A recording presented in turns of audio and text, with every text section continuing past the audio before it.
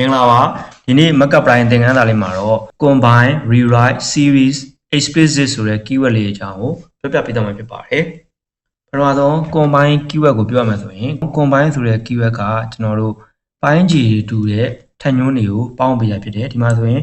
h power m နဲ့ h power n မှာဆိုရင်ပိုင်းခြေတူတာဖြစ်တဲ့အတွက် m နဲ့ n နဲ့ကိုပေါင်းပေးတယ်အဲ့လိုသဘောမျိုးရေးပေးရဖြစ်တယ်ဒီမှာဆိုရင်3 sin h နဲ့ cos h မှာဆိုရင်မှာsin a cos a အဲ့မှာ combine မှာဆို comma လေးခံပြီးတော့ထပ်ပြီးတော့ဘာလို့ရလဲဆိုတော့ဒီမှာရိုး combine ရင်လုပ်ကြည့်မယ်ရိုး combine အဲ့ဒါကို combine လုပ်လိုက်ကြည့်မယ်ထပ်ညွှန်းမရှိဘူးเนาะထပ်ညွှန်းမရှိအောင်လုပ်ကြည့်မယ်ဘာမှမပြောင်းလဲဘူးစောလို့အဲ့လိုမပြောင်းလဲတဲ့အခါမှာကျွန်တော်တို့ sin cos ဆိုပြီးလုပ်လိုက်မယ် sin cos လုပ်တဲ့အခါမှာဒီလိုပုံစံလေးဖြစ်သွားတယ်တူရဲ့အနေထားကိုလို့ဒီမှာပြထားတယ်ဒီမှာဆိုရင်ဒါမပြောင်းလဲဘူးဒါငကိုပုံစံမူရင်းတိုင်းပဲဖြစ်တယ်เนาะအဲ့တော့ combine မပေါင်းရတဲ့ combine ပေါင်းရတဲ့ဟာနဲ့ဒီမှာဆိုရင်လုပ်လို့မရရဆိုရင်ဒီမှာရိုး symbol လေးနဲ့တူတူပဲဖြစ်တယ်အဲ့တော့ combine လုပ်လို့ရရရှိရလုပ်လို့မရရရှိရဒီမှာဆိုလည်း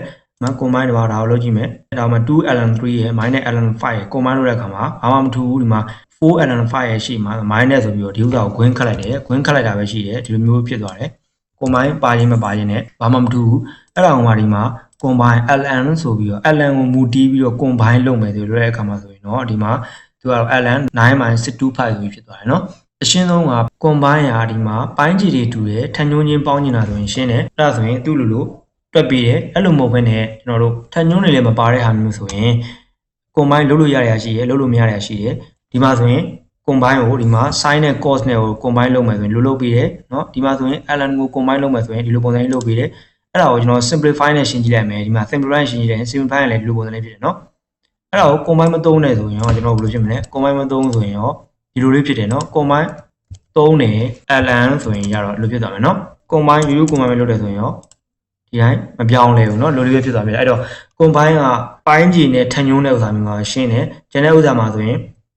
ln ကိုလုံးမှာလားเนาะ log ကိုလုံးမှာလား sin ကိုလုံးမှာလား cos ကိုလုံးမှာလား tan ကိုလုံးမှာလားပါတဲ့ဒီ gain တန်းတွေကဘယ်အောင်လုံးမှာလဲဆိုတော့မူတည်ပြီးတော့ပြုလုပ်တယ်เนาะနောက်တစ်ခုအဲ့လိုပဲ combine ပြီးတဲ့အခါမှာ rewrite ဆိုတာရှိတယ် rewrite ဆိုတာကျွန်တော်တို့တစ်ခါရေးမှာဆိုရင်တန်မိုးကိုတစ်မျိုးတည်းမဟုတ်ဘဲနဲ့နှစ်မျိုးသုံးမျိုးရေးလို့ရတဲ့ equation တွေမျိုးရှိတယ်ဥပမာ trigo equation တွေပါဆိုရင်ကိုရေးခြင်းတဲ့ပုံမူတည်ပြီးတော့ပြောင်းပြီးတော့ equation တွေမှာအတွက်တွေမှာထည့်ပြီးတော့တွက်တာရှိတယ်တန်မိုးတူတူပဲမယ် equation ကမတူဘူးအဲ့လိုမျိုးရှိတယ်အဲ့လိုမျိုးအဲ့ဒါ rewrite လို့ခေါ်တယ်เนาะအဲ့ဒါမျိုး rewrite နဲ့ပြန်ရေးမယ် sin ကိုဒီမှာကျွန်တော်က cos နဲ့ရေးမယ်ဆိုရင်မပြောင်းဘူးမှာသူက sin 8ကို cos နဲ့မရှိရကောင် sin ပဲပြန်ရေးတယ်ဟုတ်ပြီ sin square 8ဆိုရင်ရော sin square 8ကို rewrite ကို cos နဲ့ရေးတဲ့ကောင်ဆိုရင်cos ကိုပေါင်းလုပ်ပြီးတယ်သူက cos ကိုပေါင်းလို့ဒီမှာသူကဘာနဲ့သွားတူလို့ sin square h plus cos square h equal 1လေအဲ့ equation နဲ့လာကျွန်တော်တို့မှာ cos ကိုလိုချင်တယ်ဆိုတော့ဒီမှာ sin square h ဒီမှာသိတယ် sin square h သိရဆိုရင် sin square h က1 minus cos square h ဖြစ်မှာပေါ့အဲ့တော့1 minus cos square h ဖြစ်သွားမယ်1 minus cos square h ဆိုရယ်ဒါနဲ့လည်းအတူတူပဲဖြစ်တယ် sin square h နဲ့1 minus cos square h ကတူတူဖြစ်တယ်အဲ့တော့ minus cos square h plus 1ဆိုပြီးဒီလိုပုံစံလေးပြန်ရေးပေးရဖြစ်တယ်เนาะအဲ့လိုမျိုးပဲတန်မိုးတူတူပဲဖြစ်တယ် rewrite ဆိုတာတန်မိုးတူတူပဲဒါပေမဲ့ဒီဘက်မှာ equation ချင်းကအမြင်ချင်းမတူတော့ဘူး equation ပုံစံချင်းမတူတာမျိုးလေးပြောင်းရေးပြဖြစ်တယ်အဲ့ဒီ sin 8ကို rewrite မှာ cos နဲ့ရေးလို့မရရင် exponential နဲ့ရေးမယ်ဆိုတာကို EHP နဲ့ရေးရခါမှာဆိုရင်ဒီလိုပုံစံလေးရှိရဲဒါကျွန်တော်တို့သင်ငယ်ဘူးလေ sin ကို EHP နဲ့မှာရေးမယ်ဆိုရင် exponential နဲ့ရေးမယ်ဆိုရင်ဘယ်လိုလဲဆိုတာဒီလိုသင်ငယ်ဘူးလေဒီလိုပုံစံလေးရေးမယ် okay sin 8ကိုကျွန်တော် tan 8နဲ့ရေးမယ်ဆိုရင်မှာဒီလိုပုံစံလေးရေးပြီးတယ်အခု tan 8ကိုကြတော့ကျွန်တော် sin 8နဲ့ရေးမယ်ဆိုရင်ရော tan ဆိုရင်ရှင်းတယ် sin ရဲ့ cos ရယ်ဒါပေမဲ့သူက sin နဲ့လိုချင်တာဖြစ်တဲ့အတွက် sin နဲ့ရေးပြီးရနော် sin min cos မဟုတ်ဘဲနဲ့ပုံမှန်လေးဆိုရင် sin min cos ဖြစ်ရမယ်အဲ့လိုမျိုးမဟုတ်ဘဲနဲ့လိုမျိုးရေးပြဖြစ်တယ်နော်အဲ့လိုမျိုးနဲ့ကျွန်တော်တို့ sin cos ဆိုတော့ sin cos sin and cos ကဆိုရှင်းတယ်နော် sin 8 cos 8လို့ဖြစ်သွားမယ်အဲ့လိုမျိုးပဲကျွန်တော်က cos 8နဲ့ရေးမယ်ဆိုရင်ရောနော် cos 8နဲ့ဆိုရင်လည်းသူကဒီလိုပဲဖြစ်တယ်မပြောင်းအဲ့တော့ပြောင်းလို့ရတာရှိတယ်ပြောင်းလို့မရရင်ပြောင်းလို့ရတာဆိုရင်ပြောင်းလို့ရတဲ့အထိသူပြောင်းပြီးတယ်ပြောင်းလို့မရရင်တော့သူမပြောင်းဘဲနဲ့သူရတော့လေးပဲသူလုပ်ပေးရဖြစ်တယ်နော်ဒီလိုမျိုးဆိုရင်ရှင်းတယ်နော်ဒါ sin ဆိုတော့ sin ရော cos ဆိုတော့ပိုးရှင်းတယ်နော် tan ဆိုတာ sin min cos ကိုအဲ့ဒါအရှင်းဆုံးဖြစ်တယ်ဒါ sin နဲ့ရလေးပဲပြန်ထားလိုက်မယ်ဒီမှာ sin 8ဆိုလဲအဲ့လိုပဲအဲ့ sin နဲ့ရေးမယ်ဒီလိုလေးအဲ့ cos နဲ့ရေးလို့ရလားကြည့်လိုက်မယ်ဟော cos နဲ့ရေးရင်ဒီလိုနော် cos နဲ့ရေးရင်ဒီလို sin နဲ့ရေးရင်ဒီလိုမပြောင်းဘူးနော်အဲ့ဒါကိုကျွန်တော်တို့ tan နဲ့ရေးလို့ရလားtan နဲ့ဒီလိုဖြစ်သွားတယ်နော်အဲ့တော့အဲ့ပေါ်လေးကိုမူတည်ပြီးတော့ပြောင်းလဲသွားတာဖြစ်တယ်အဲ့တော့ rewrite ကကြတော့သဘောကတန်မိုးတူမျိုးကိုသူပြန်ရေးပြီးတယ်ဘာနဲ့ရေးချင်တာလဲเนาะကိုရှိတာ sin ရှိတာ cos နဲ့ရေးနေကိုရှိတာ sin ရှိ tan နဲ့ရေးနေ tan ရှိတယ် sin နဲ့ရေးနေ cos နဲ့ရေးနေအဲ့လိုမျိုး rewrite ပြန်လုပ်ပေးတာဖြစ်တယ်เนาะအဲ့တော့ rewrite เนาะ rewrite ပြီးတော့ကျွန်တော် series ကိုသွားမယ်အခါလေးမှာ series တွေတွတ်ထုတ်ရတာမျိုးရှိတယ်ဒီဘက်ကဒီ left hand side ပေါ့ left hand side ဘက်မှာရှိတဲ့ဟာမျိုးလေးပဲရှိတယ်အဲ့ဒါကိုကျွန်တော်ဒီ right hand side ကပုံစံမျိုးလိုချင်တဲ့အခါမှာတွတ်ထုတ်ရတာမျိုးရှိတယ်သို့မဟုတ်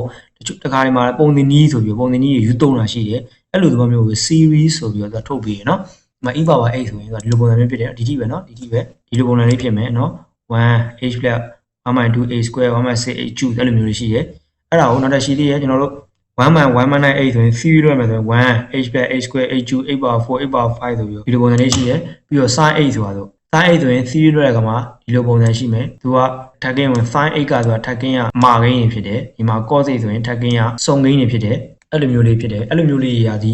ဒါအများသောအားဖြင့်ဒါ general type ပေါ့နော် general type ပုံမျိုးဖြစ်တယ် equation တွေမှာဒီလိုပုံစံမျိုးလေးတွေကိုဘယ်ဘက်နဲ့ညာဘက်ကိုသူအလိုရှိသလိုမျှသုံးတယ်တခါကျကိုယ်ထဲမှာရှိနေတာ e power 8လေးပဲဖြစ်နေတယ်ဘယ်ဘက်ကဖြစ်နေအဲ့ဒါကိုကျွန်တော်ညာဘက်ချမ်းဟာသုံးနေတယ်ညာဘက်ချမ်းက u သုံးတာမျိုးအဲ့လိုမျိုးရှိရညာဘက်ချမ်းကရှိနေအဲ့ဒါကိုတော့ချုံးလိုက်ရင်တော့ဘယ်ဘက်ချမ်းပုံစံမျိုးရှိပါတယ်ဆို equation တွေမှာပြောင်းလဲပြီးသုံးတာရှိရအဲ့လိုမျိုးသုံးတာဖြစ်တယ်အဲ့တော့မှ series မှာထပ်ပြီးပါရှိသေးအောင်ဆိုကျွန်တော် substitute မှာသုံးခဲ့သလိုပဲဒီ equation ကိုမှတ်မိမယ်တင်တယ် equal ရေးရလေးမှတ်မိမယ်တင်တယ် equal လို့လေ control အဲ့လိုရေးလိုက်တယ်3လို့ရေးတဲ့အခါမှာဆိုရင် h နေရာမှာ3ဝင်သွားမှာဖြစ်တဲ့အတွက်ဒီမှာဆိုရင် e power h မှာလို့ဖြစ်တယ်လို့ပဲနော်3ဝင်သွားပြီ3ဝင်သွားပြီးတော့ဒီလိုပုံစံလေးဖြစ်သွားမှာဖြစ်တယ်နော်အဆုံးဒီလိုပုံစံရှိမယ်နော်အဲ့လိုမျိုးလို့ရတယ်မှာ sin 8မှာဆိုတော့ series မှာ h equal 1လို့ရတဲ့အခါမှာဆိုရင်ဒီမှာ sin 1 cos 1အဲ့လိုမျိုးပေါ့ကိုကလိုက်တွက်စီရမလို့ပဲနဲ့ကိုကလိုက်တွက်စီရမလို့သူ့လိုဒါမျိုးကိုထွက်ပြီးရနော်ဒါဆိုရင်အရှိကြီးရှိနေမှာဖြစ်တယ်ဒီမှာနော် sin 8ဆိုတာအရှိကြီးဖြစ်နေမယ်ဒါကစာမျက်နှာပြည့်အောင်လို့ချုံထားခြင်းဖြစ်တယ်အဲ့လိုပဲ1 - 1 - 8မှာ series အဲ့တော့ h equal 2လို့အဲ့လိုစာသွင်းရတဲ့အခါမှာဆိုလဲဒီလိုမျိုးလုပ်ပြီးရအဲ့တော့ series ကကိုကတခါကြတချို့ကိန်းတန်းတွေကဒါ theory တော့ရှာလို့ရတယ် theory ရှာလို့ရတော့သိရတယ် theory ရှာဖို့အတွက်အချိန်နဲ့ကြာမယ်ခက်လဲခက်မယ်ဆိုရအမျိုးဆိုရင်ဒီမှာနေပြီးတော့ series ဆိုပြီးတော့ဒီ Mathcad Prime ကနေပြီးတော့ series လို့လုပ်ပြီးတော့လွယ်တကူရှာနိုင်တယ်ပြီးတော့ series မှာကိုသုံးမဲ့ဒီ variable ကဘယ်နှခုမြောက်ထိပဲထည့်မှာလဲအဲ့ဒါမျိုးကိုလည်းဒီမှာ substitute လုပ်ပြီးတော့လုပ်နိုင်တယ်နော်အဲ့ပြီးတော့ကျွန်တော် explicit လေးကိုသွားလိုက်အောင် explicit ကိုကျွန်တော်တို့ပြောခဲ့ဘူးတယ် sort မှာလည်းတခါပြောခဲ့ဘူးတယ် sort မှာတော့ကျွန်တော်တို့ explicit လုပ်တဲ့အခါမှာဆိုရင် explicit ကိုသုံးတဲ့အခါမှာဆိုရင်ကျွန်တော်တို့ကြီးညာခဲ့တဲ့ variable ကို suppress item ကိုဖျောက်ပြီးရမှာ explicit နဲ့ sort မှာလုပ်ခဲ့တယ်အဲ့ဒါကိုမှတ်မိမယ်ထင်တယ်အဲ့ဒါ sort explicit ကို sort နဲ့တွဲသုံးတယ်ဆိုတော့သင်ခန်းစာလေးမှာတကယ်လို့ပြန်ကြည့်မယ်ဆိုရင်တော့ပိုနားလည်သွားမှာဖြစ်တယ်နော်ဒီမှာကျတော့ explicit ကိုဆိုတာဘယ်လိုသုံးလဲဆိုရင်ကျွန်တော်ပြမယ် explicit ကဒီမှာ c1 ကဒီလောက်ရှိမယ်နော် c2 d1 d2 ဒါတွေကဒီမှာ variable ဒါကိုကြီးညာလိုက်တယ်ကြီးညာတဲ့အခါမှာပုံမှန်နဲ့ကျွန်တော်တို့ဒါကိုတွက်လိုက်မယ် m1 က c1 * d1 + c2 * d2 တွက်ရအောင်လိုမျိုးတွက်မယ်ဒါရှင်းတယ်ဒီရှင်းတယ်အဲ့ဒါမဟုတ်တော့ဘဲကျွန်တော်တို့ကဒီမှာ symbolic calculation တွက်မယ်ဆိုရင်ရောဒီလိုမျိုးလေးပဲရမှာဖြစ်တယ်နော်ဒီလိုမျိုးလေးပဲဒီလိုမျိုးဒါနဲ့တိတ်မှုတူဒီမှာတူတူပဲဖြစ်မယ်အဲ့ဒါမဟုတ်တော့ကျွန်တော် explicit ဆိုရက် explicit ကိုတော့ဒါမှမထည့်သေးဘူးတစ်ဆင့်ချင်းပြမယ်ဆိုတော့ဒီမှာ problem symbolic equation လုပ်တယ်ပြီး explicit လုပ်တယ် explicit ဆိုလို့တဲ့အခါမှာသူက c တန်ဖိုး d တန်ဖိုး c2 d2 တန်ဖိုးဆိုမရှိတော့ဘူးမရှိတော့မှနဲ့ဒီလိုမျိုးပဲပြန်ဖြစ်သွားမယ် c1 d1 c2 d2 ဆိုပြီးတော့ဒီတိုင်းပဲဒါကြီးကိုပြန်ထုတ်ပေးတယ်ဘာမှလုပ်မပေးဘူးပြီးရမှသာသူကနေပြီးတော့ဒီမှာအမှ c1 d1 c2 d2 တွေကိုပြန်ထည့်မယ်ဆိုမှအဲ c1 တွေကိုထည့်မယ်ဆိုရင် c1 ကဒီကောင်ကိုပြန်ခေါ်တယ်နော် c1 နော် d1 c2 d2 ဆိုပြီးတော့အဲ့တန်ဖိုးတွေကိုသူကဒီဟာကိုထည့်ပေးတယ်မလို့နော်နျူတန်တို့မီတာတို့နျူတန်မီတာအဲ့ဒါထည့်ပေးတယ်မလို့သူ့လို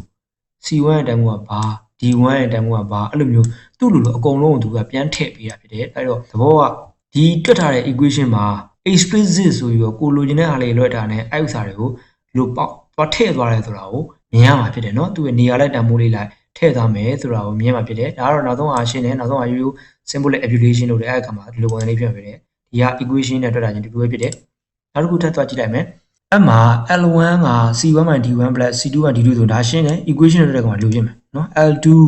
ကကြတော့အဲ့လိုမျိုးပဲတူတူပဲနော်တူတူပဲ explicit နဲ့တွက်တဲ့အခါမှာအပေါ်မှာလိုပဲနော် explicit နဲ့တွက်တဲ့အခါမှာ C1 / D1 ရှင်းတယ် C1 ကဒါလေးဖြစ်သွားမယ် D1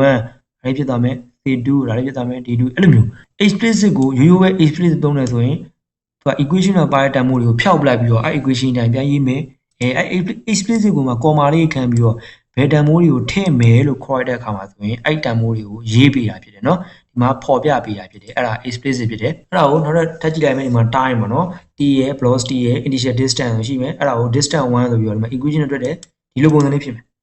အဲ့ဒါကိုကျွန်တော်တို့ကဒီမှာ explicit ဆိုပြီးတော့ဒီ id ရဲ့ t ရဲ့ will ရဲ့အခါမှာဆိုတူတူပဲသုံးတဲ့အတိုင်းပဲ id နော် t နော်ဒါ t v ဆိုပြီးတော့ဒီလိုပုံစံလေးသူကထည့်ပေးမှာဖြစ်တယ်နော်အဲ့လိုပဲဒီမှာ e1 e2 e3 e4 အဲဒီနောက်ဆုံးဥစ္စာလေးကိုတခြားလေးကြည့်လိုက်မယ်ဒီမှာဆိုရင် f1 ဆိုရင် e1 မှာ e2 f2 ဆို e3 က e4 လိုမျိုးရှိတယ်အဲ့မျိုးလေးကျင်ညာခဲ့ပြီနော်ဒီမှာကတန်မိုးတွေနဲ့ကျင်ညာတယ်ဒီမှာ equation နဲ့ကျင်ညာတယ်ဒီမှာဆိုတန်မိုးတွေနဲ့ကျင်ညာတယ် unit ကအစားကျင်ဒီမှာကျတော့ equation လေးနဲ့ကျင်ညာတယ် equation နဲ့ကျင်ညာကျွန်တော်အဖြေထုတ်မပေးခဲ့ဘူးနော်ဒီမှာ equation ညီမျှချင်းဆိုတော့ညီမျှချင်းထည့်ရတယ်ဆိုတော့အဖြေကပြောင်းလဲတာတော့ကျွန်တော်ပြမယ်g1 ဆိုရင် g1 ကတဲ့ f1 မှာ f2 လို့လွှတ်တယ်မှာ explicit ဆိုပြီး f1 နဲ့ f2 လွှတ်တဲ့အခါမှာ f1 ကရှင်းတယ် f1 နေမှာဘာဝင်သွားလဲ f1 နေမှာ e1 မှာ e2 ဆိုပြီးတော့ဒီကောင်ဝင်လာမှာဖြစ်တယ်เนาะ f2 နေရာမှာ e3 က e4 ဆိုပြီးဒီကောင်ဝင်လာမှာဖြစ်တယ်เนาะအဲ့လိုပုံစံလေးသူကလုပ်ပေးမယ်လုပ်ပေးပြီးမှဒီမှာသာကျွန်တော်တို့ကထပ်ပြီးတော့ symbolic abbreviation နဲ့ထွက်တယ်မယ်ဆိုလဲဒီလိုလေးပဲ symbolic abbreviation နဲ့လိုလေးဖြစ်နေမယ်ဘာလို့လဲဒီမှာအဲ့လိုလေးဖြစ်နေမယ်ဘာလို့လဲဒီမှာ e3 ကအပေါ်ရောက်တာမှာလေအဲ့လိုပုံစံလေးဖြစ်နေမယ်เนาะအဲ့ဒါ symbolic abbreviation ထပ်လုပ်မယ်မြင်ရအောင်เนาะအဲ့မှာသုံးနေပြီအဲ့ဒါကိုညီမချင်းပေးလိုက်မယ်အဲ့ဆိုရင်ရတယ်เนาะဘယ်လိုပုံစံကြီးလိုချင်တာလဲဆိုတော့မူတည်ရဲ့အဲ့မှာဒီမှာ equation လို့ရတယ်အဲ့တော့မဟုတ်ဘူးကျွန်တော်ဒီမှာသာညီမချင်းပေးခဲ့မယ်ဆိုပါစို့နိုင်ဒီမှာเนาะရှင်းတယ်เนาะဒီမှာညီမချင်းပေးရတယ်ဆိုရင်ဒီမှာညီမချင်းပေးတာ f1 မလား f1 ဆိုရင် f1 ကသူ့တန်ဖိုးထွက်ခဲ့တဲ့ဒီတန်ဖိုးကြီးကဒီမှာအကုန်ဝင်နေမှာဒါဘာမှမလုပ်ဘူးသူက default နဲ့လိုတန်းဝင်လာမယ်ဒီမှာ f2 ကကြာ e3 က e4 ဖြစ်တယ် e3 က e4 ကဒီလိုလေးဝင်နေမယ်အဲ့လိုပဲဒီမှာ equation တွေကိုရှင်းတဲ့အခါမှာဒီဥစ္စာက e3 e4 ကအပေါ်ရောက်သွားဖြစ်တယ်ဒီမှာဒီကိန်းကနန်းရဲ့ e4 ကဒီကိုရောက်သွားအဲ့လိုပုံစံမျိုးဖြစ်တယ်အဲ့တော့ဒီမှာကိုက equation တွေပဲလိုရ equation တွေပဲလိုချင်တာဆိုရင်ဒီမှာအဲ့ဒါကိုဒီတိုင်းလေးပဲထားလိုက်မယ်အဲ့ဆိုရင်သူကဒီလိုလေးပဲထွက်မယ်နော်အဲ့တော့ဒီမှာကျွန်တော်ဒီလိုလေးပဲလိုချင်တာဖြစ်တဲ့အတွက်ဒီတိုင်းလေးပဲထားလိုက်မယ်အဲ့ဒါကဒီမှာ f1 f2 နဲ့လိုချင်လို့ဒီ g1 ကိုဆိုပါစို့ဒီတစ်ခါမှာတော့ f1 မှာ f2 ပဲ f1 f2 ဆိုတာရှင်းတယ် f1 f2 ဆိုလိုပုံစံအဲ့ဒါကိုမှကျွန်တော်ဘာနဲ့လိုချင်လို့ဆို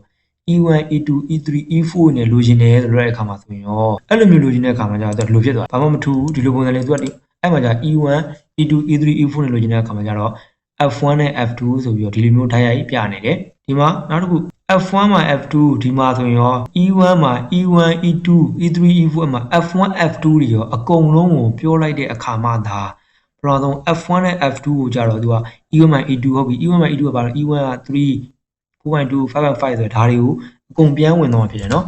်ဒါလေးကနော်လေဒီ equation ကိုဒီမှာဝင်မှာဒီ equation ဝင်မှာဒါပေမဲ့ဝင်တာအောင်မှဒီမှာ e1 e2 e3 e4 ဆိုပြီးတော့သူ့ပုံစံလေးတိုင်းသူကဝင်သွားမှာဖြစ်တယ်เนาะဒီမှာကျအကုန်ဖြစ်တယ်ခွဲပြဖြစ်တယ်ဒီမှာ f1 f2 explicit f1 ပေါ့ဒီမှာ explicit e1 e2 e3 e4 ဒီမှာ explicit e1 e2 e3 e4 f1 f2 ဆိုအကုန်လောက်တာဖြစ်တယ်เนาะ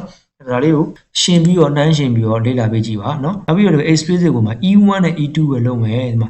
f3 ဆိုတာ f3 တခုထပ်မယ် f3 က e1 မှာ e2 အဲ့ဒါ explicit လွှတ်တဲ့အခါမှာဆိုရင် e1 e2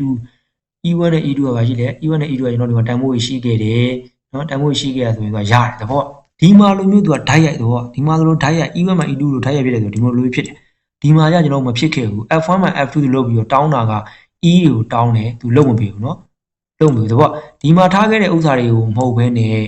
့ဒီထဲမှာပါတဲ့ဟာတွေကိုအဲ့လိုမျိုးလုပ်တယ်ဆိုရင်သူကလုံးမပေးဘူးဒီမှာဆိုရင်လုပ်ပြီးရ e1 မှာ e2 ကိုဒီထဲမှာရှိတာကိုလုပ်တယ်ဆိုရင်သူက negotiation တဲ့တန်ဖိုးကိုပြန်ခေါ်ပြီးရเนาะအဲ့လိုပဲဒီမှာ e3 က e4 လည်းအဲ့လိုပဲတူပဲဒီဘောအတိုင်းပဲအဲ့လိုလုပ်တဲ့အခါမှာလို့ပြန်ခေါ်တယ်နောက်တစ်ခုเนาะ g5 ဆိုပြီး f3 က f4 ဆိုဒီကောင်တွေကိုပြန်ခေါ်မယ် f3 က f4 เนาะ f3 က f4 ကိုခေါ်လိုက်တဲ့အခါမှာဆိုရင် f3 လို့ခေါ်တယ် f3 က f4 ကို f3 ကဒီဟာကြီးဖြစ်နေ f4 ကဒါကြီးဖြစ်နေအဲ့ဒါကိုလည်းရှင်းတယ်ကျွန်တော်တို့ဒီနားမှာလာတာကျွန်တော်တို့ဒါအောင်မထည့်ခဲ့ဘူးဆိုပါစို့เนาะအဲ့ဒါမရခဲ့ဘူးဆိုတော့ရှင်းတယ်ဒီဟာကိုပြန်ခေါ်မယ်သူကတဘော explicit ဆိုတော့သူ့ရဲ့မူရင်းတန်ဖိုးကိုပဲသူကဒီမှာသုံးတယ်เนาะအဲ့ဒါကိုပဲသူကခေါ်တာဖြစ်တယ်ဒီမှာကျတော့ဒါဖြစ်တယ်เนาะ explicit ကအဲ့လိုမျိုးလေးသုံးတာဖြစ်ပါတယ်เนาะ explicit ကိုနှိုင်းယှဉ်ပြီးတော့လေ့လာကြည့်ပေးပါအဲ့ဒါဆိုရင်တော့နည်းနည်း